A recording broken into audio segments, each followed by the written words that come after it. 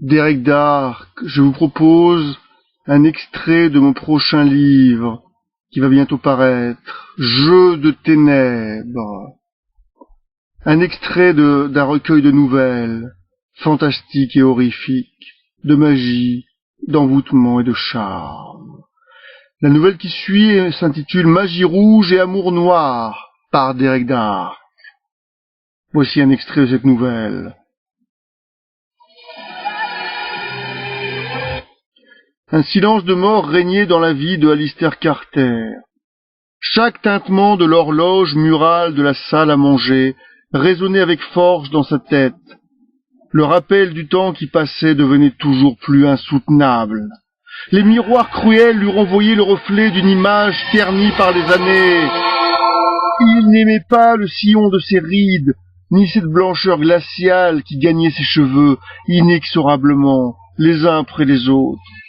Un demi-siècle s'était écoulé. C'était long. Toutes ces minutes alignées les unes après les autres. Pourtant, au bout du compte, qu'avait-il vraiment vécu? Un goût de fiel dans l'âme, peut-être. Il ne pouvait se résigner à subir les outrages du temps en attendant la faucheuse sans rien faire. Cela ne pouvait pas se passer ainsi. Ses épaules arrondies et son dos voûté par le poids des soucis avaient eu raison de sa jeunesse.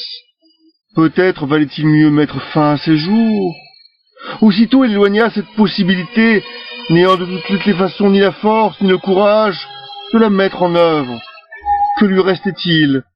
Un ricanement sortit de sa gorge sèche. Au fond, il savait bien ce qu'il allait faire, la seule chose qui lui restait. Il leva péniblement son cœur meurtri par les ans, réunit quelques-uns qui les ses écus et s'en alla dans les rues de Paris, à la recherche de filles de joie. Elles seules savaient lui parler avec leur voix tantôt mielleuse, tantôt farouche, tantôt sensuelle. Puis elle possédait cette jeunesse qui lui avait été volée par la vie. Il se sentait lésé par l'existence. Il ne croyait même plus en ce Dieu sourd à ses requêtes, aveugle à sa déchéance. Il se déplaçait du mieux qu'il le pouvait. Ses jambes étaient fatiguées de le porter. Tout était désolation. Il en venait par haïr ces jeunes amants insouciants qui batifolaient sous les réverbères. Si seulement il pouvait revenir en arrière, retrouver sa vougue et son panache. Rien qu'un petit moment. Oh oui, juste pour un instant d'extase insouciante. Mais bien sûr, cela ne pouvait pas être. Les rues devinrent plus sombres, comme ces lanternes rouges qui apparaissaient au-dessus de la porte de certains établissements. Il évitait tant que possible de salir ses bottes dans les immondices parcourant les rues. Si on regardait bien, on pouvait même distinguer les petits yeux rouges et maléfiques des rats furtifs. C'étaient eux les vrais maîtres de cette ville. Une ombre se profila devant lui barrant le passage. Un parfum envoûtant assaillit ses sens. Alors qu'elle s'approcha, il entendit une voix sensuelle lui demander quel bon vent l'amenait en ces lieux de débauche, au milieu des souillons. Cette voix était fascinante. On aurait même cru que les bruits de la rue s'étaient arrêtés pour mieux l'entendre. Elle posa une main sur sa chemise à jabot blanche. Il ne savait pas encore que son destin venait d'être scellé. Il ne connaissait pas cette fille-là. Pourtant, il en connaissait beaucoup, quasiment toutes pour ainsi dire. Une mèche de sa longue chevelure d'ébène descendit souplement sur son visage à la pâleur de l'ivoire. Même dans cette rue si sombre, il voyait le feu qui couvait dans ses yeux, un feu étrange et fascinant qui l'ensorcelait autant qu'il le terrifiait. D'une main ferme et glacée, elle l'emmena à sa suite, le fit monter un petit escalier étroit jusqu'à une porte entrebâillée. Elle saisit une lanterne et monta des marches usées, pleines de mousse glissante. La traîne de sa longue robe rouge et noire glissait sur la pierre avec la fluidité d'un serpent. Ils arrivèrent finalement devant une autre porte moisie, qu'elle ouvrit en la faisant grincer de façon sinistre. Elle la referma soigneusement derrière lui.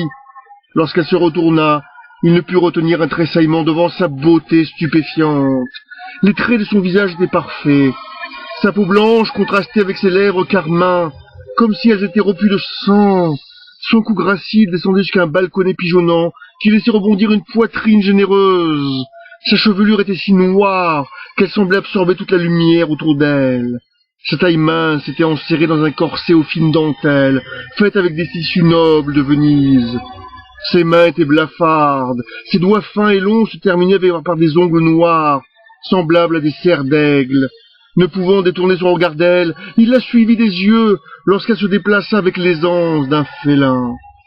Un feu de cheminée crépitait, jouant avec les ombres de la pièce un jeu mutin. Dans un murmure à lui à voix, s'appelait Lucie. Quel doux prénom pour une jeune femme aussi mystérieuse. Dans un geste gracieux de la main gauche, elle alluma les chandelles placées sur un guéridon. Il n'avait pas vu la moindre trace d'allumette dans sa main. Était-elle une sorcière?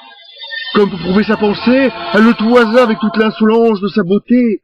Son désir de la posséder tiraillait sa chair affaiblie, embrasant son âme d'une excitation qu'il n'avait ressentie depuis longtemps. Des sensations oubliées se réveillaient en lui. Il comprit qu'il avait oublié la flamme du désir, brûlant qui voulait tout dans l'instant.